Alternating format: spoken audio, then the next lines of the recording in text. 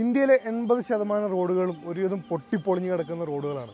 അതുകൊണ്ട് തന്നെ ഇതിനെ ഒരു സ്ക്രാംബ്ലർ കൺട്രി എന്ന് നമുക്ക് വേണമെങ്കിൽ വിളിക്കാൻ പറ്റും. ഈ അടുത്ത കാലത്ത് ഇറങ്ങിയ സ്ക്രാംബ്ലർ ഇറങ്ങിയ അഡ്വഞ്ചർ സീരീസിലുള്ള ബൈക്സ് എല്ലാം ഒരു റണ്ണവേ സക്സസ് ആവുന്ന നമ്മൾ കണ്ടിട്ടുണ്ട്.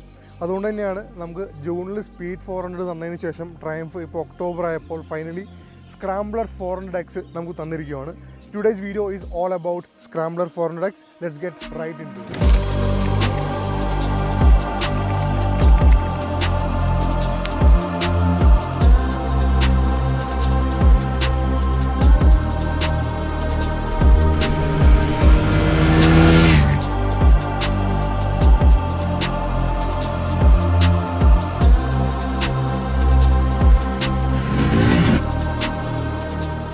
₹2,62,000 സ്ക്രാംബ്ലർ 400Xൻ്റെ എക്സ്-ഷോറൂം പ്രൈസ് വരുന്നത്. ഈ ഒരു പ്രൈസിന് നമുക്കിപ്പോൾ ബൈക്കിൽ കാണുന്ന എല്ലാ സാധനങ്ങളും നമുക്ക് കിട്ടും. അതായത് നമ്മുടെ ഒരു ഹാൻഡ് ഗാർഡും ഹാൻഡ് ലാമ്പിന് വരുന്ന ഈ ഒരു ഗ്രില്ലും റേഡിയേറ്ററിന് ഒരു സേഫ് ഗാർഡ് ചെയ്യാൻ വേണ്ടിയിട്ടുള്ള ഒരു പ്രൊട്ടക്ടർ അവിടെ ഉണ്ട്. അതുപോലെ തന്നെ ബാഷ് പ്ലേറ്റ്, ഇത്രയും സാധനങ്ങൾ ഇതൊന്നും ആക്സസറി അല്ല, നമുക്ക് വണ്ടിയുടെ ഒപ്പം കിട്ടുന്നത് തന്നെയാണ്. ഇനി നമുക്ക് സ്പെസിഫിക്സിലേക്ക് പോയി കഴിഞ്ഞാൽ ഫ്രണ്ടിലൊരു 19 ഇഞ്ച് റിം ആൻഡ് വീൽ സെറ്റപ്പാണ്. സ്പീഡിൽ നമ്മൾ 17 ഇഞ്ചാണ് കണ്ടിട്ടുണ്ടായിരുന്നത്. 270 ഫ്രണ്ടിൽ 19 ഇഞ്ചാണ്. അതുപോലെ തന്നെ MRFൻ്റെ ജാപ്പർ കേർവ് എന്ന് പറഞ്ഞിട്ടുള്ള ഒരു on and off road setup of ടയേഴ്സാണ്. കൂടുതലും ഓൺ റോഡ് കുറച്ചൊക്കെ ഓഫ് റോഡും കൂടി ചെയ്യാൻ പറ്റുന്ന രീതിയിൽ ടയേഴ്സാണ് നമുക്കിവിടെ കിട്ടിയിട്ടുള്ളത്. 320mm ഡിസ്ക് റോട്ടേഴ്സാണ് നമുക്കിവിടെ കാണാൻ സാധിക്കുന്നത്. സ്പീഡ് 400ൽ 300 ആയിരുന്നു. അതുപോലെ തന്നെ സ്പീഡ് 400ൽ നമുക്ക് സിൻറ്റേർഡ് ബ്രേക്ക് പാഡ്സ് വന്നിട്ടുണ്ടായിരുന്നു, കുറച്ചും കൂടി നല്ല സ്റ്റോപ്പിംഗ് പവർ കിട്ടാൻ വേണ്ടിയിട്ട്. ഇത് ഒന്നും കൂടി ഒരു on and off road bike ആയതുകൊണ്ട് തന്നെ നമുക്ക് സിൻറ്റേർഡ് പാഡ്സ് അല്ല, നോർമൽ പാഡ്സ് ആണ് കിട്ടുന്നത്. അത് കുറച്ചും കൂടി ബ്രേക്കിംഗ് പ്രോഗ്രസീവ് ആക്കും. നമുക്കൊരു ബൈറ്റ് അത്രയും ഷാർപ്പായിരിക്കില്ല, പക്ഷേ ബ്രേക്കിംഗ് കുറച്ചും കൂടി പ്രോഗ്രസീവ് ആയിരിക്കും. And there is A good news, അതായത് സിൻറ്റേർഡ് പാഡ്സ് അല്ലാത്തതുകൊണ്ട് തന്നെ നമ്മൾ പാഡ്സൊക്കെ ചേഞ്ച് ചെയ്യാൻ വേണ്ടി പോകുമ്പോൾ അതിൻ്റെ പ്രൈസും കുറവാകും എന്നുള്ളത് ഒരു നല്ലൊരു കാര്യമാണ്. മൊത്തത്തിലൊരു ഷാസി ആൻഡ് സസ്പെൻഷൻ സെറ്റപ്പ് നോക്കിക്കഴിഞ്ഞാൽ it is more or less similar to speed 400. സസ്പെൻഷനിൽ ട്രാവൽ കൂടിയിട്ടുണ്ട്. ഇതിൽ ഫ്രണ്ട് ആൻഡ് ബാക്ക് 150mm ആണ് വരുന്നത്. എനിക്ക് തോന്നുന്നു സ്പീഡിൻ്റെ ഫ്രണ്ടിൽ 140, ബാക്കിൽ 130 അങ്ങനെ എന്തായിരുന്നു. അപ്പോൾ ഒരു 10 and 20mm വെച്ച് ട്രാവൽ കൂടിയിട്ടുണ്ട്. ട്രാവൽ കൂടിയുള്ളത് മാത്രമല്ല സസ്പെൻഷൻ ഒരു എൻറ്റയർ ക്യാരക്ടർ മാറിയിട്ടാണ് നമ്മൾ റൈഡിൽ വരുമ്പോൾ സംസാരിക്കാം. ഇനി ഷാസി നോക്കുകയെന്നുണ്ടെങ്കിൽ അതിൻ്റെ ഫ്രണ്ടിൽ സ്റ്റിയറിംഗ് ആംഗിൾ, ആ ഒരു റേക്ക് ആംഗിൾ ഒരു 1.4 ഡിഗ്രി ഷാർപ്പർ ആക്കിയിട്ടുണ്ട്. അപ്പോൾ അതിലൂടെ അവർ ഉദ്ദേശിക്കുന്നത് കുറച്ചും കൂടി ഒരു ഫീൽ ആൻഡ് ഫീഡ്ബാക്ക് റൈഡറിന് കിട്ടണം എന്നുള്ള വിചാരിച്ചിട്ടാണ് ട്രയംഫ് അത് ചെയ്തിട്ടുള്ളത്. അതുപോലെ തന്നെ ഒരു എൻറ്റയർ ഫ്രണ്ടിലൊരു സ്റ്റോക്ക് അവർ ഫ്രണ്ടിലോട്ട് തള്ളിയിട്ടുണ്ട്. അപ്പോൾ അതുകൊണ്ട് കിട്ടുന്ന വെച്ചാൽ ട്രെയിൽ കൂടും, ലൈക്ക് വീൽ ബേസ് കൂടുന്തോറും ഇങ്ങനത്തെ ഒരു ബൈക്ക് ഓഫ് റോഡിലൊക്കെ പോകുമ്പോൾ വീൽ ബേസ് കൂടുന്നത് നല്ലതാണ്. അതിനുവേണ്ടി ചെയ്തതാണ് അവർ. ഇതിൻ്റെ എഞ്ചിൻ നോക്കിയാൽ അത് സ്പീഡ് 400 സെയിം എഞ്ചിൻ തന്നെയാണ്. ഡിസ്പ്ലേസ്മെൻറ്റും പവറും ടോർക്കും എല്ലാം തന്നെ ഫിഗേഴ്സ് സെയിം തന്നെയാണ്. പക്ഷേ ഒരു പ്രധാന മാറ്റം ഇവിടെ ട്രയംഫ് വരുത്തിയിട്ടുള്ളത് സ്പ്രോക്കറ്റിങ്ങിൽ ഫ്രണ്ട് സ്പ്രോക്കറ്റിൽ ഒരു ടീത്ത് കുറവാണ്. അതായത് കുറച്ചും കൂടി ലോ ആൻഡ് ഗ്രണ്ട് കൂടാൻ വേണ്ടിയിട്ടാണ് ഫ്രണ്ടിലെ ഒരു സ്പ്രോക്കറ്റ് ഒരു ടീത്ത് കുറച്ചിട്ടുള്ളത്. അപ്പോൾ അങ്ങനെ ഒരു ഡിസിഷൻ എന്തുകൊണ്ട് എടുത്തു എന്ന് ചോദിച്ചപ്പോൾ ട്രയംഫ് പ്രധാനമായിട്ടും പറഞ്ഞൊരു ഉത്തരം ഇതാണ്. ഇത് 8 കിലോ 9 കിലോ കൂടുതലാണ് സ്പീഡ് 400-കാട്ടിലും. ഇപ്പോൾ നമ്മൾ ഈ പറഞ്ഞ ആക്സസറീസും കാര്യങ്ങളെല്ലാം കൂടി വന്നു കഴിയുമ്പോൾ ഒരു 9 കിലോ സ്പീഡ് 400-കാട്ടിലും കൂടുതലാണ്. അപ്പോൾ കൂടിയ വെയിറ്റ് നമ്മൾ റൈഡ് ചെയ്യുമ്പോൾ പവറിൽ കുറവായിട്ട് തോന്നാതിരിക്കാൻ വേണ്ടിയിട്ടാണ് ലോ ആൻഡ് ഗ്രണ്ട് കൂടാൻ വേണ്ടിയിട്ട് ഒരു 14 ടീത്ത് വെച്ചിട്ടുള്ളത്. ആൻഡ് അത് ആക്ച്വലി റൈഡിൽ വലിയ ഡിഫറൻസ് ഉണ്ടാക്കുന്നുണ്ട്. അത് ഞാനിപ്പോൾ പറയുന്നില്ല, അത് സസ്പെൻസ് ആയിട്ട് നമ്മുടെ റൈഡിൻ്റെ സമയത്ത് നമുക്ക് ഡിസ്കസ് ചെയ്യാം. ഇനി ബാക്കി വിഷ്വലി എന്തൊക്കെ മാറ്റം വന്നിട്ടുണ്ടെന്ന് നോക്കിയാൽ സീറ്റ് ഒരു സ്പ്ലിറ്റ് സീറ്റായിട്ട് നമുക്ക് കാണാൻ പറ്റും. ഫ്രണ്ടിൽ റൈഡറിന് അത്യാവശ്യം നല്ല സ്പേഷ്യസ് ആയിട്ടുള്ളൊരു സീറ്റാണ്. ബാക്കിൽ പില്ലിയണിന് കംഫർട്ടബിളാണ്. ഇപ്പോൾ നമുക്ക് കാണുമ്പോൾ അയ്യോ കുഞ്ഞ് സീറ്റാണല്ലോ എന്ന് തോന്നുമെങ്കിലും actually pillion is very very comfortable. പിന്നെ ബാക്കിൽ ഒരു എക്സോസ്റ്റ് നോക്കി കഴിഞ്ഞാൽ ഒരു സ്പ്ലിറ്റ് എക്സിറ്റ് വരുന്ന ഒരു ഡുവൽ എക്സിറ്റ് വരുന്ന ഒരു എക്സോസ്റ്റാണ്. എക്സോസ്റ്റ് സൗണ്ടും നല്ല ഡിഫറൻസ് ആട്ടോ. അതിപ്പോൾ ജോയിൽ പ്ലേ ചെയ്ത് കാണിപ്പിക്കും.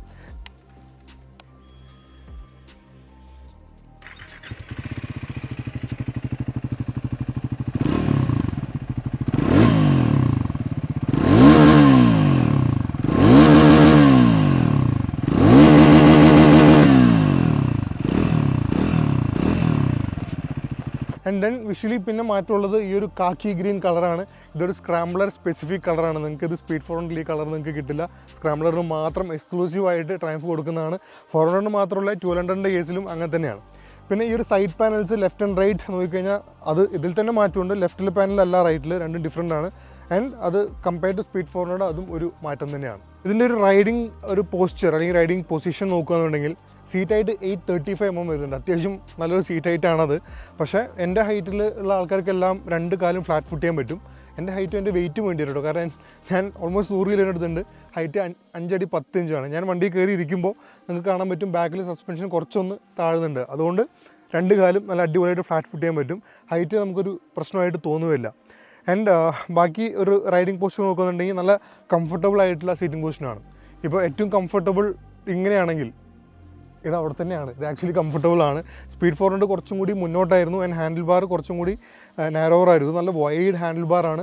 പിന്നെ നക്കിൾ ഗാർഡ്സ് എല്ലാം വരുന്നുണ്ട്. അങ്ങനെ അടിപൊളി സെറ്റപ്പാണ്. ഇനി കാല് കയറ്റി വയ്ക്കുമ്പോൾ കാലിൻ്റെ ആംഗിളും നല്ലപോലെ കംഫർട്ടബിൾ തന്നെയാണ്. കുറച്ചും കൂടി ഫ്രണ്ടിലോട്ട് താന്നിട്ടായിട്ട് ആയിരുന്നെങ്കിൽ കുറച്ചും കൂടി ഫ്രണ്ട്ലിയർ ആയേനെ to be a scrambler motorcycle.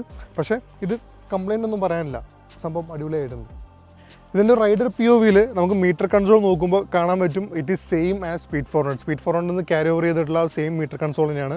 പക്ഷേ ഇത് നമുക്കൊരു ഓഫ് റോഡ് മോഡ് എന്നുള്ള മോഡ് എക്സ്ട്രാ കിട്ടുന്നുണ്ട്. അതിൽ ട്രാക്ഷൻ കൺട്രോളും ABS-ഉം കംപ്ലീറ്റ്ലി ഓഫ് ആവും. ഞാൻ ഇനീഷ്യലി വിചാരിച്ചു ബാക്കിൽ ABS മാത്രമായിരിക്കും ഓഫ് ആവുക.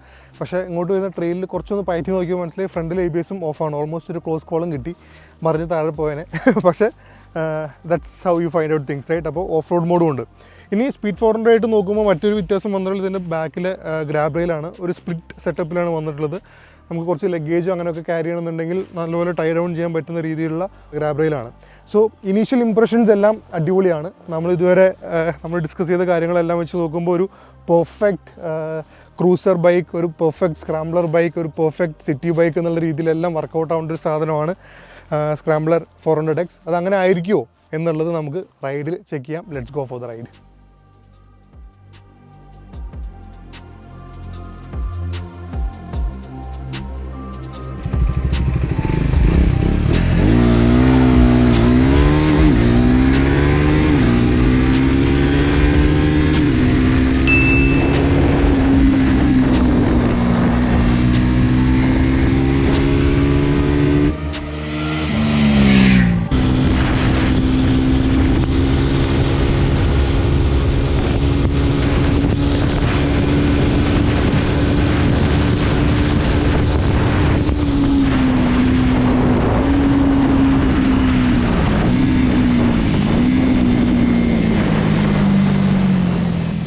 സോ അങ്ങനെ സ്ക്രാംബ്ലർ 400Xൻ്റെ റൈഡെല്ലാം കഴിഞ്ഞ് നമ്മളെത്തി. 123 കിലോമീറ്ററാണ് നമ്മളിന്ന് ബൈക്ക് ഓടിച്ചത്. സോ അതിൻ്റെ റൈഡിലോട്ട് കടക്കുന്നതിന് മുന്നേ 2 പ്രധാനപ്പെട്ട കാര്യങ്ങൾ എനിക്ക് പറയേണ്ടത്. ഒന്നാമത്തേത് ഇതിൻ്റെ സർവീസ് ഇൻ്റർവെലാണ്. 1 ഇയർ അല്ലെങ്കിൽ 16,000 കിലോമീറ്ററിലാണ് നമ്മുടെ സ്ക്രാംബ്ലർ 400X സർവീസ് ചെയ്യേണ്ട ആവശ്യമുള്ളൂ. ഓക്കെ, കിളി പോയി. സോ 16,000 കിലോമീറ്റർ അല്ലെങ്കിൽ ഒരു കൊല്ലത്തിലാണ് വണ്ടി സർവീസ് ചെയ്യേണ്ടതായിട്ടുള്ളൂ. അത് തന്നെ വലിയൊരു കാര്യം തന്നെയാണ്. പക്ഷേ ഈ എല്ലാ കൊല്ലം 16,000 കിലോമീറ്റർ ഓടുന്ന ആൾക്ക് ഒരു പക്ഷേ ഈ സർവീസിൻ്റെ ഒപ്പം തന്നെ ബ്രേക്ക് പാഡ്സോ ചെയിനോ ഒക്കെ മാറേണ്ടി വരുമായിരിക്കും. അങ്ങനെ നോക്കുമ്പോൾ സർവീസ് ബില്ല് ചിലപ്പോൾ വലിയൊരു ബില്ല് വന്നേക്കാം. പക്ഷേ അല്ലാത്ത ആൾക്കാർക്ക് കൊല്ലത്തിൽ ഒരു സർവീസ് മാത്രം ചെയ്താൽ മതി ആൻഡ് സർവീസ് കോസ്റ്റ് അത്രയ്ക്ക് ഒന്നും വരില്ല എന്നാണ് നമുക്ക് ട്രയംഫ് തന്നിരിക്കുന്ന വാക്ക്. ഇനി നമുക്ക് ആക്ച്വൽ റൈഡിലോട്ട് കിടക്കാം. സോ സസ്പെൻഷൻ വെച്ച് തന്നെ ഫസ്റ്റ് സ്റ്റാർട്ട് ചെയ്യാം. ഞാൻ നേരത്തെ പറഞ്ഞല്ലോ, വളരെ സപ്പിളായിട്ടുള്ള സസ്പെൻഷനാണ് ഇതിന് ട്രയംഫ് കൊടുത്തിട്ടുള്ളത്. വളരെ പ്ലൈൻഡ് ആക്കിയിട്ടുണ്ട്. കമ്പയർഡ് ടു സ്പീഡ് 400 നല്ലപോലെ സോഫ്റ്റ് ആയിട്ടുള്ളൊരു സെറ്റിംഗ് ആണ്. ഫ്രണ്ടിൽ നോൺ അഡ്ജസ്റ്റബിൾ ആണ്, ബാക്കിൽ പ്രീലോഡ് അഡ്ജസ്റ്റബിലിറ്റി ഉണ്ട്. എന്നാൽ പോലും it's on the soft side and റൈഡിന് അത് വലിയ രീതിയിൽ ഇൻഫ്ലുവൻസ് ചെയ്യുന്നുണ്ട്. ഒരുവിധമുള്ള പോട്ട് ഹോൾസും ബംസും നിങ്ങൾക്ക് മൈൻഡ് ആക്കേണ്ടത് പോലുമില്ല. 150 mm ട്രാവലുള്ളൂ. കമ്പയർഡ് ടു ഒരു proper full blown adventure bike അത് അധികം വലിയ ട്രാവൽ അല്ലെങ്കിൽ പോലും it is more than enough. നമുക്ക് നമ്മുടെ റോഡിലൊക്കെ വരുന്ന ചെറിയ ചെറിയ കുഴികളൊക്കെ താണ്ടി പോകാനും അത്യാവശ്യം ചെറിയ ഓഫ് റോഡൊക്കെ അടിച്ച് പോകാനും ഇതൊക്കെ ധാരാളം മതി. I am very very happy with the suspension and suspension ട്യൂണിങ്ങും അടിപൊളിയായിട്ടുണ്ട്. ഒരുപാട് സോഫ്റ്റ് ആയിരുന്നെങ്കിൽ അത് പ്രശ്നമായേനെ, പക്ഷേ they have hit the right mark. ഇനി അടുത്ത് തന്നെ കുറച്ച് ഡിസപ്പോയിൻ്റ് ഒരു സംഭവമാണ്, അത് ടയേഴ്സ് ആൻഡ് ബ്രേക്സ് ആണ്. ബ്രേക്സ് എസ്പെഷ്യലി ഇതിൽ സിൻറ്റേർഡ് ബ്രേക്ക് പാഡ്സ് അല്ല വരുന്നത്. അതുകൊണ്ട് തന്നെ അത്യാവശ്യം നല്ലപോലെ പുഷ് ചെയ്ത് ഓടിക്കുമ്പോൾ, നോർമൽ യൂസേജ് അല്ല കേട്ടോ ഞാൻ പറയുന്നത്, നമ്മളിവിടെ ടെസ്റ്റിംഗ് കണ്ടീഷൻസിൽ വണ്ടി ടോപ്പ് സ്പീഡും എല്ലാ കോർണറിങ്ങും എല്ലാം ചെക്ക് ചെയ്യാൻ വേണ്ടി അതുപോലെ പുഷ് ചെയ്ത് ഓടിക്കുന്ന സമയത്ത് നല്ലൊരു ബ്രേക്ക് ഫെയ്ഡ് എനിക്ക് ഫീൽ ചെയ്തു. ലാസ്റ്റൊക്കെ ആയപ്പോഴേക്കും ബ്രേക്ക് ഇല്ലയോ എന്ന് വരെ തോന്നിപ്പോകുന്ന സിറ്റുവേഷൻ എത്തി. സോ അത് ട്രയംഫ് അഡ്രസ്സ് ചെയ്യാമെന്ന് പറഞ്ഞിട്ടുണ്ട്. ഒരുപാട് റൈഡേഴ്സിന് ഫീൽ ചെയ്തിട്ടുണ്ടായിരുന്നു ആൻഡ് ട്രയംഫ് അത് അഡ്രസ്സ് ചെയ്യാമെന്ന് പറഞ്ഞിട്ടുണ്ട്. അടുത്ത കാര്യം ടയേഴ്സാണ്. MRFൻ്റെ സാപ്പർ കേർവ് എന്ന് പറഞ്ഞുള്ള ബ്രാൻഡാണ്. സോ അത് ഒരു കാര്യത്തിലും മുന്നിട്ട് നിൽക്കുന്ന ടയറല്ല. ഓഫ് റോഡ് ടയറാണോ അല്ല, റോഡ് ടയേഴ്സാണോ, പ്രോപ്പർ റോഡ് ടയേഴ്സാണോ അതുമല്ല. അതുകൊണ്ട് തന്നെ നിങ്ങൾക്കൊരു മിക്സഡ് എക്സ്പീരിയൻസ് ആയിരിക്കും. ഓഫ് റോഡിൽ പോകുമ്പോൾ ഒരു full blown off road experience നിങ്ങൾക്ക് കിട്ടില്ല. അതേ സമയത്ത് ഓൺ റോഡിൽ നിങ്ങൾക്കൊരു ഫുൾ ലെവൽ, നിങ്ങളുടെ മാക്സിമം ലെവലിലേക്ക് പുഷ് ചെയ്യണമെന്ന് വിചാരിച്ചാൽ അതും പറ്റില്ല. സോ ആ ടയർ ഒരു ലിമിറ്റേഷനാണ്. നിങ്ങൾക്ക് ബൈക്ക് കിട്ടി ഫസ്റ്റ് ടയർ ചേഞ്ച് ഒക്കെ വരുമ്പോൾ നിങ്ങളുടെ ടേസ്റ്റ് അനുസരിച്ചിട്ട് റോഡ് ടയേഴ്സാണെങ്കിൽ റോഡ് ടയർ സെലക്ട് ചെയ്യുക, അല്ലെങ്കിൽ ഓഫ് റോഡ് ടയേഴ്സാണെങ്കിൽ അങ്ങനെ സെലക്ട് ചെയ്യുക. Bike will feel much better. എന്നെ ഏറ്റവും അധികം ഇമ്പ്രസ് ചെയ്തതിൻ്റെ ഒരു റൈഡിങ് പൊസിഷനാണ്, പ്രത്യേകിച്ച് ഇരുന്നുകൊണ്ടുള്ളത്. യാതൊരു വിധത്തിലുള്ള ക്രാംസോ ഫാറ്റിക്കോ ഒന്നും തന്നെ നിങ്ങൾക്ക് ഫീൽ ചെയ്യില്ല. ഇന്നിപ്പോൾ നമ്മൾ 123 കിലോമീറ്റർ വെച്ച് നല്ല വെയിലത്തൊക്കെ ആയിരുന്നു. സാധാരണ ഒരു മോശം സീറ്റിംഗ് പൊസിഷനുള്ള ബൈക്കാണെന്നുണ്ടെങ്കിൽ വളരെയധികം തളർന്ന് തരിപ്പണായി പോയേനെ. പക്ഷേ ഈ ബൈക്ക് വീണ്ടും വീണ്ടും ഓടിക്കാനുള്ള നമുക്ക് ആ ഒരു ത്വരയുണ്ടല്ലോ, അതിങ്ങനെ വന്നുകൊണ്ടിരിക്കുകയാണ്. സോ സീറ്റിംഗ് പൊസിഷന് വലിയൊരു മാർക്ക് 10 ഔട്ട് ഓഫ് 10 നമ്മൾ കൊടുക്കും. പക്ഷേ അതേ സമയത്ത് എണീറ്റ് ഒന്ന് റൈഡ് ചെയ്യണമെന്നുണ്ടെങ്കിൽ എൻ്റെ അത്ര ഹൈറ്റുള്ള ഒരാൾക്ക് ഈ ഹാൻഡിൽ ബാറിൻ്റെ പൊസിഷൻ കുറച്ച് വിയർഡായിട്ട്, കുറച്ച് ഓക്കോർഡായിട്ട് തോന്നാം. കുറച്ച് റൈഡറിൻ്റെ അടുത്തോട്ടാണ് നിൽക്കുന്നത്. അത് ഇവിടെ നിന്ന് ലൂസ് ചെയ്ത് ഒന്ന് പൊക്കിക്കഴിഞ്ഞാൽ ചിലപ്പോൾ ഒരു പക്ഷേ നല്ലൊരു കറക്റ്റ് ബാലൻസ് നമുക്ക് കിട്ടിയാൽ. ഞങ്ങൾ ട്രയംഫിൻ്റെ മെക്കാനിക്കിനോട് അങ്ങനെ ചെയ്തു തരാൻ പറഞ്ഞിരുന്നു, പക്ഷേ എന്തുകൊണ്ട് അവർക്ക് സമയം കിട്ടാത്തത് കൊണ്ട് അവർ ചെയ്തില്ല. അപ്പോൾ അങ്ങനെ ഹൈറ്റിൽ ഈ ഒരു ഇഷ്യൂ വരുന്ന ആൾക്കാർക്ക് നമുക്ക് അങ്ങനെ ഒരു ഓപ്ഷൻ ട്രൈ ആവുന്നതാണ്. ഈ ഒരു എൻറ്റയർ റൈഡിങ് എക്സ്പീരിയൻസിന് ഏറ്റവും അധികം ഇവിടെ കോംപ്ലിമെൻറ്റ് ചെയ്തിട്ടുള്ളത് ഇവിടെ നമുക്ക് കിട്ടിയിട്ടുള്ള സീറ്റാണ്. സീറ്റിൻ്റെ സ്പേസും കുഷനിങ്ങും ഈ സ്പോട്ട് ഓൺ. ഇത്രയും നല്ല സീറ്റ് ഞാൻ എക്സ്പീരിയൻസ് ചെയ്തിട്ട് സത്യം പറഞ്ഞാൽ കുറച്ച് നാളായി. ഇത്രയും ദൂരം ഓടിച്ചിട്ട് ഒരു നിമിഷം പോലും അങ്ങോട്ട് തിരിഞ്ഞിരുന്നാലോ ഒന്നും മറിഞ്ഞിരുന്നാലോ ഒന്നും നീങ്ങിയിരുന്നാലോ ഒന്നും ചിന്തിക്കേണ്ട ഒരു ആവശ്യമില്ല. ഏത് പൊസിഷനിൽ നിങ്ങളിരുന്നോ ആ പൊസിഷനിൽ നിങ്ങൾ കംഫർട്ടബിൾ ആയിരിക്കും. ഇനി അഥവാ എന്തെങ്കിലും ഒന്ന് ബോറടിച്ച് മാറിയിരിക്കുന്നു തോന്നിക്കഴിഞ്ഞാൽ മുന്നോട്ടോ പിന്നോട്ടോ നീങ്ങാൻ നിങ്ങൾക്ക് ഒരുപാടധികം സ്പേസും ഉണ്ട്. പില്ലിയൻ്റെ സീറ്റ് വളരെ ചെറുതായിട്ട് ഇവിടെ തോന്നുമെങ്കിലും ആക്ച്വലി അതും വളരെയധികം സ്പേഷ്യസ് ആണ്. ഇപ്പോൾ ജോയലാണ് ഷൂട്ട് ചെയ്യുന്നത്. ജോയൽ ഞാനും കൂടി ഒരുപാട് റെക്കി അടിക്കാൻ വേണ്ടി കുറേ പോയി നോക്കിയപ്പോൾ ജോയൽ വാസ് ഓൾസോ സെയിങ് അവനും കംഫർട്ടബിളാണെന്ന് പറയേണ്ടായിരുന്നു. Is almost my same size. അവനും പറഞ്ഞു കംഫർട്ടബിളാണ്. സോ അതിൻ്റെ അർത്ഥം പില്ലിയനും വിൽ ബി ഹാപ്പി. ഇതിൻ്റെ സീറ്റായിട്ട് 835 mm ആണ് ഞാൻ തുടക്കത്തിൽ പറഞ്ഞല്ലോ. അത് ചില ആൾക്കാർക്കൊക്കെ ഒരു ഡിസ്കംഫർട്ട് ഉണ്ടാക്കാം. പക്ഷേ as long as the bike is moving, bike ഓടിക്കൊണ്ടിരിക്കുന്നിടത്തോളം കാലം നിങ്ങൾക്ക് സീറ്റായിട്ട് ഒരു പ്രശ്നമായിട്ട് തോന്നുന്നില്ല. ഒരു സ്റ്റോപ്പ് ആൻഡ് ഗോ സിറ്റുവേഷൻ വരുമ്പോഴാണ് ചിലപ്പോൾ ഒരു പക്ഷേ നിങ്ങൾക്ക് കാല് എത്തിക്കാനോ ചെറുതായിട്ട് ബുദ്ധിമുട്ട് തോന്നുന്നത്. ആൻഡ് ആ ഒരു ഡിസ്കംഫേർട്ടിനെ കുറച്ചും കൂടി ഒന്ന് പുഷ് ചെയ്യാൻ വേണ്ടിയിട്ട് ബൈക്കിൻ്റെ വെയിറ്റും കുറച്ച് അധികം ഫീൽ ചെയ്യുന്നുണ്ട്. നമ്മൾ അന്ന് ഫസ്റ്റ് ഇത് സ്പീഡ് 400 വന്ന സമയത്ത് ജസ്റ്റ് ഒന്ന് ബൈക്കിൽ കയറി നിന്നൊരു റൗണ്ട് അടിച്ചിട്ടുണ്ടായിരുന്നു.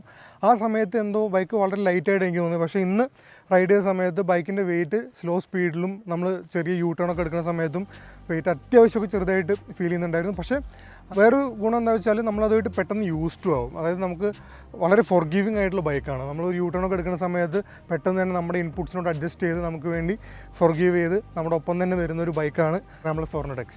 ഈ ഒരു എൻറ്റയർ പാക്കേജിൽ ഏറ്റവും വലിയ ഹൈലൈറ്റ് സത്യം പറഞ്ഞാൽ ഇവിടെ എഞ്ചിൻ തന്നെയാണ്. ഈ ഒരു 399cc എഞ്ചിൻ്റെ tuning is so good that നിങ്ങൾക്ക് ഒരു സമയത്ത് പോലും നിങ്ങൾക്ക് ഒരു ലാക്ക് ഓഫ് പവറോ അങ്ങനെ ഒന്നും തന്നെ ഫീൽ ചെയ്യില്ല. ഒരു 2000 RPM തൊട്ട്, അതായത് വണ്ടി ഐഡിൽ ചെയ്ത് തുടങ്ങുന്നപ്പോൾ തൊട്ട് നിങ്ങൾക്ക് ഒരു നല്ലൊരു ഗുഡ് ലോ ആൻഡ് ടോർക്ക് നിങ്ങൾക്ക് ഫീൽ ചെയ്യും. ഒരു സമയത്ത് പോലും വണ്ടി സ്ട്രഗിൾ ചെയ്യുന്നുണ്ടോ അല്ലെങ്കിൽ ഓഫായി പോകുന്നൊരു ഫീലിംഗ് നിങ്ങൾക്ക് തരുമില്ല. പക്ഷേ ഒരുപാട് 6th ഗിയറിൽ 6th ഗിയറിലൊക്കെ നിങ്ങൾ ഒരുപാട് സ്ലോ സ്പീഡ് ചെയ്യാൻ നോക്കി കഴിഞ്ഞാൽ അത് പറ്റില്ല. 6th ഗിയറിലൊക്കെ ഒരു 50 km/h നിങ്ങൾക്ക് പോകാൻ പറ്റുള്ളൂ. പക്ഷേ എന്നാൽ പോലും നല്ല ലോ ആൻഡ് ടോർക്ക് ഉണ്ടെന്ന് നമുക്കുള്ളൊരു ഫീലിംഗ് എന്തായാലും കിട്ടും. ഇപ്പോൾ ഇതൊരു സെയിം എഞ്ചിനെ ബേസ് ചെയ്തിട്ടാണ് 390 ഡ്യൂക്കും വന്നിട്ടുള്ളത്. അതും ഇതും നമ്മൾ ട്യൂണിങ് ഈസ് എന്താ പറയുക, ഡേ ആൻഡ് നൈറ്റ് പോലെയാണ്.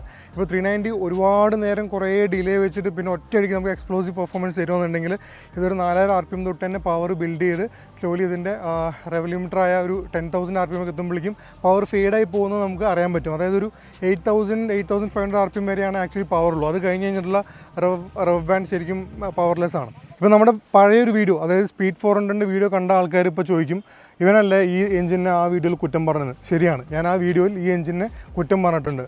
ഞാൻ ആ ബൈക്ക്, അതായത് സ്പീഡ് 400 ഓടിച്ച സമയത്ത് ഫ്യൂലിംഗ് വളരെ ചോപ്പ് ചെയ്ത് റിഫൈൻമെൻറ്റ് ഉണ്ടായിരുന്നില്ല, ഒടുക്കത്തെ വൈബ്രേഷനുമായിരുന്നു. പക്ഷേ ഈ ഒരു സ്ക്രാംബ്ലർ 400Xലോട്ട് വന്നപ്പോഴേക്കും ഫ്യൂലിംഗ് വളരെയധികം ലീനിയർ ആക്കി നല്ല സ്മൂത്ത് ആക്കിയിട്ടുണ്ട്. അതുപോലെ തന്നെ റിഫൈൻമെൻറ്റ് എവിടെ നിന്ന് കയറി വന്നറിയില്ല, എഞ്ചിൻ ഈ സൂപ്പർ റിഫൈൻഡ്. അതുപോലെ തന്നെ ഈ ഒരു എക്സോസ്റ്റ് നോട്ട് വളരെയധികം ഡിഫറൻറ്റ് ആട്ടോ കമ്പയർഡ് ടു സ്പീഡ് 400. ഇതിലൊരു ഡ്യുവൽ എക്സിറ്റ് എക്സോസ്റ്റ് ഒക്കെയാണ്. അതുകൊണ്ട് തന്നെ സൗണ്ട് കുറച്ചും കൂടി ബേസിയാണ്. ഒരു പക്ഷേ അതുകൊണ്ട് നമുക്ക് റിഫൈൻമെൻറ്റ് ഇല്ലായ്മ നമുക്ക് മനസ്സിലാവാത്തതായിരിക്കും. പക്ഷേ എന്തൊക്കെയായാലും റിഫൈൻമെൻറ്റിൻ്റെ കാര്യത്തിലും ഫ്യൂലിങ്ങിൻ്റെ കാര്യത്തിലും I am completely happy with scrambler 400X. പക്ഷേ വൈബ്രേഷൻ ഉണ്ട്. വൈബ്രേഷൻ കയറി വരുന്നത് എനിക്ക് ഹയർ RPMലാണ് കിട്ടുന്നത്. ഒരു നിയർ ടു 7,000-8,000 RPMലാണ് എനിക്ക് വൈബ്രേഷൻ കിട്ടുന്നത്. അത് ടാങ്കിലും ഹാൻഡിൽ ബാറിലും ആയിട്ടാണ് എനിക്ക് കിട്ടിയത്. ഫുഡ് പാക്കിൽ വൈബ്രേഷൻ ഉണ്ടെന്നാണ് ബാക്കി എല്ലാ റൈഡേഴ്സിനോട് പറഞ്ഞത്. പക്ഷേ എൻ്റെ ബൈക്കിന് എനിക്കത് ഫീൽ ചെയ്തില്ല. ഒരു പക്ഷേ ഞാൻ ഉപയോഗിക്കുന്ന ബൂട്ട് അത്യാവശ്യം സോള് തിക്കുള്ള ബൂട്ടാണ്, അതുകൊണ്ടായിരിക്കും എനിക്ക് ഫീൽ ചെയ്തിരുന്നത്. പക്ഷേ overall I am happy with the fit and finish, quality, refinement. ആ ഒരു പാക്കേജിൽ ഐ എം വെരി ഹാപ്പി. ഇതൊരു സ്ക്രാംബ്ലർ ആയതുകൊണ്ട് തന്നെ ഇവിടെ കൊടുത്തിരിക്കുന്ന ഒരു ഓഫ് റോഡ് മോഡിൽ ഫ്രണ്ടിലും ബാക്കിലും ABS ഓഫ് ആക്കേണ്ട ആവശ്യം ഉണ്ടായിരുന്നു എന്നുള്ളത് ഒരു ക്വസ്റ്റ്യൻ മാർക്കാണ്. ഐ വുഡ് ഹാവ് പ്രിഫേർഡ് ഫ്രണ്ടിൽ ABS ഓൺ ആയിരുന്നിട്ട് ബാക്കിൽ മാത്രം ഓഫ് ആവണതായിരുന്നു എൻ്റെ പ്രിഫറൻസ്. ബിക്കോസ് ഇതൊരു ഫുൾ ബ്ലോൺ ഓഫ് റോഡറൊന്നും അല്ലല്ലോ. അപ്പോൾ പിന്നെ എന്തായാലും നമുക്ക് ഫ്രണ്ടും ബാക്കും ഓഫ് ആക്കിയിട്ടുള്ള ഒരു എക്സ്പീരിയൻസ് നമുക്ക് അനുഭവിച്ചറിയാൻ ഉള്ള ബൈക്കില്ല സത്യം പറഞ്ഞാൽ. അപ്പോൾ അങ്ങനെയാണെങ്കിൽ ഓഫ് റോഡ് മോഡിൽ ഫ്രണ്ട് ABS ഓൺ ആക്കി വെക്കായിരുന്നു എന്നുള്ളതാണ് എൻ്റെ ഓപ്ഷൻ. ഇല്ലാന്നുണ്ടെങ്കിൽ ബാക്കിൽ ABS മാത്രം ഓഫ് ആക്കാനുള്ളൊരു ഓപ്ഷനും ഇവിടെ ട്രയംഫ് കൊടുക്കണമായിരുന്നു. പക്ഷേ I am happy to report that traction control is superb. It works brilliantly. ഒരു നിമിഷം പോലും നമുക്ക് അബ്രപ്റ്റായിട്ട് പവർ കട്ട് ചെയ്യുന്ന പോലെ അല്ലെങ്കിൽ പെട്ടെന്ന് പവർ നമുക്ക് തിരിച്ച് തരുന്ന രീതിയിൽ ഒന്നുമില്ല. It is very linear, it's very seamless. Power cut ചെയ്യുന്നതും പവർ നമുക്ക് തിരിച്ചു തരുന്നതെല്ലാം നമ്മൾ അറിയാത്ത രീതിയിലാണ് തരുന്നത്. ആൻഡ് 0% എററാണ്. അതായത് ഒരു ഇഞ്ച് പോലും നമ്മൾ വണ്ടി സ്ലൈഡ് ചെയ്യാൻ സമ്മതിക്കില്ല ട്രാക്ഷൻ കൺട്രോൾ ഓൺ ആണെങ്കിൽ. അപ്പോൾ ഒരു ബിഗിനർ ഫ്രണ്ട്ലി ബൈക്ക് എന്ന് വേണമെങ്കിൽ നമുക്ക് പറയാൻ പറ്റും. നിങ്ങൾക്ക് ട്രാക്ഷൻ ഓൺ ആണെന്നുണ്ടെങ്കിൽ you can always trust traction control. അതൊരിക്കലും നിങ്ങൾക്ക് പണി തരില്ല. ഇനി നിങ്ങളെല്ലാം പഠിച്ച് നിങ്ങൾ ഒരു അമേച്ചർ ലെവലിൽ നിന്നൊക്കെ മാറി ഒരു പ്രോ ലെവലിൽ എത്തിക്കഴിയുമ്പോൾ നിങ്ങൾ വേണമെങ്കിൽ ഓഫാക്കി ഓടിച്ചോ എന്നുള്ളതാണ് ഇവിടെ ട്രയംഫ് ഉദ്ദേശിക്കുന്നത്. ഇതൊരു റോഡ്സ്റ്ററിനെ ബേസ് ചെയ്തിട്ടുള്ള ഒരു സ്ക്രാംബ്ലറാണ്. ഇപ്പോൾ നമ്മൾ ചില സ്ക്രാംബ്ലേഴ്സ് കണ്ടിട്ടുണ്ട്, അത് അഡ്വഞ്ചർ ബൈക്കിനെ തിരിച്ച് മാറ്റി സ്ക്രാംബ്ലറാക്കി കൊണ്ടുവന്ന രീതിയിൽ നമ്മൾ കണ്ടിട്ടുണ്ട്. അങ്ങനെയുള്ള ബൈക്സിന് കുറച്ചും കൂടി ഓഫ് റോഡിനോടായിരിക്കും ചായ്വ് കൂടുതൽ ഓൺ റോഡിനെക്കാട്ടിലും. സോ ഒരു ഡെയിലി യൂസ് സൈക്കിളിൽ ചിലപ്പോൾ ആ ബൈക്ക് നമുക്ക് യോജിച്ചൊന്നും വരില്ല. പക്ഷേ ഇത് ഒരു റോഡ്സ്റ്ററിൽ നിന്നും ഉണ്ടായി വന്നൊരു സ്ക്രാംബ്ലർ ആയതുകൊണ്ട് തന്നെ നമുക്ക് ഡെയിലി യൂസിനും വളരെയധികം ഫ്രണ്ട്ലിയാണ് ഈ ഒരു ബൈക്ക്. നമുക്ക് ഡെയിലി ഓഫീസ് കമ്മ്യൂട്ട് ആണെങ്കിലും സിറ്റി റൈഡിങ് ആണെന്നുണ്ടെങ്കിൽ ഇനി ക്രൂസിങ് ആണെന്നുണ്ടെങ്കിൽ വെക്കട്ടെ, നമുക്കൊരു ലോങ് റൈഡ് പോകണം, അപ്പോൾ ഹൈവേയിൽ നമുക്ക് ക്രൂസ് ചെയ്ത് പോകാനാണെന്നുണ്ടെങ്കിൽ അതിനും അടിപൊളിയാണ്. ഇത് സ്ക്രാംബ്ലർ ആയതുകൊണ്ട് തന്നെ നമുക്കൊരു നമ്മളെ കെട്ടിയിട്ടൊരു ഫീലിംഗ് ഉണ്ടല്ലോ. അതായത് ഒരു കുഴി വന്നു, അപ്പോൾ കുഴി കണ്ടാൽ പേടിക്കണം, അല്ലെങ്കിൽ ഞാൻ പോകുന്ന വഴിക്ക് കുറച്ചൊരു ഓഫ് റോഡ് ഉണ്ട്, അല്ലെങ്കിൽ കുറച്ചൊരു വെള്ളപ്പൊക്കമുണ്ട്. അപ്പോൾ അങ്ങനെയുള്ള കാര്യങ്ങളൊന്നും ആലോചിച്ച് നിങ്ങൾ പേടിക്കേണ്ട ആവശ്യമില്ല. അങ്ങനത്തെ എല്ലാ കാര്യങ്ങളും സുഖമായി താണ്ടി കടന്നു പോകാൻ പ്രാപ്തനാണ് നമ്മുടെ സ്ക്രാംബ്ലർ 400X. സോ എപ്പോഴും നിങ്ങളുടെ മൈൻഡിൽ ആ ഒരു പീസ് ഉണ്ടാവും, ഒരു പീസ് ഓഫ് മൈൻഡ് നിങ്ങൾക്ക് ഉണ്ടാവും. ഞാൻ ഓടിക്കുന്നത് ഒരു ഗോ എനിവർ ബൈക്കാണ്, റോഡിൽ എന്ത് കയറി വന്നാലും എനിക്കൊരു പ്രശ്നമല്ല എന്നുള്ളൊരു ഫീലിംഗ് നിങ്ങൾക്ക് എപ്പോഴും ഉണ്ടാവും. ഇനി ഒരു എൻറ്റയർ ബൈക്ക് സമ്മപ്പ് ചെയ്യുകയാണെന്നുണ്ടെങ്കിൽ വാട്ട് ഈസ് ദിസ് ബൈക്ക് എന്നുള്ള ക്വസ്റ്റ്യൻ ഉണ്ടല്ലോ. ഞാൻ തുടക്കത്തിൽ ചോദിച്ചു ഈ ബൈക്കിന് പലതും ചെയ്യാൻ പറ്റും, പക്ഷേ ഇത് എന്താണ് എന്നുള്ള ഒരു at the end of the day ആ ഒരു ക്വസ്റ്റ്യൻ ഉണ്ടല്ലോ. അതിനെൻ്റെ ആൻസർ ഇതാണ്: it's a beginner friendly forgiving easy to use bike. ഈ ഒരു സ്ക്രാംബ്ലർ 400X എന്ന് പറയുന്നത് ജാക്ക് ഓഫ് ഓൾ ട്രേഡ്സ് ആണ്, പക്ഷേ അതേസമയം മാസ്റ്റർ ഓഫ് നൺ കൂടിയാണ്. അതായത് എല്ലാ കാര്യങ്ങളും ഒരു 75% പെർഫെക്റ്റ് ആയിട്ട് നിങ്ങൾക്ക് ചെയ്താൽ മതിയെങ്കിൽ അതിന് പറ്റിയ മോഡലാണത്. പക്ഷേ ഈ എല്ലാ കാര്യങ്ങൾ, അതായത് city riding, highway riding, off roading, ഇതിൽ ഏതെങ്കിലും ഒന്ന് സെലക്ട് ചെയ്തിട്ട് അത് 100% പെർഫെക്റ്റ് ആയിട്ട് ചെയ്യണമെന്ന് പറഞ്ഞാൽ നോ, ഇത് ചെയ്യില്ല.